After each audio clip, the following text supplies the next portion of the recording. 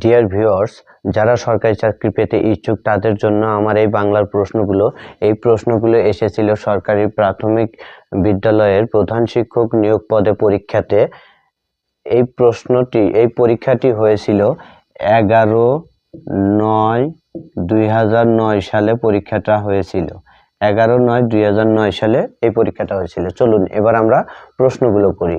ওরা কদম আলী নাটকটি কে লিখেছেন? মামুনুর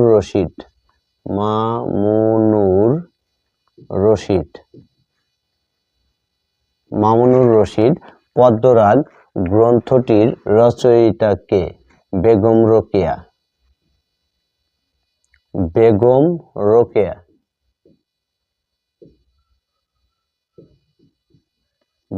রোকেয়া সাখাওয়াত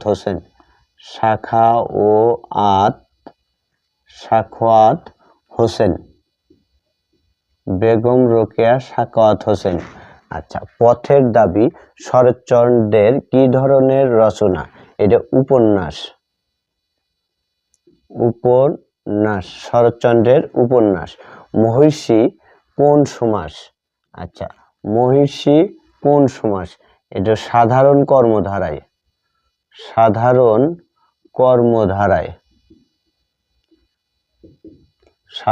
কর্মধারয়। আচ্ছা, কানাকানি কোন সমাস? বহুব্রীহি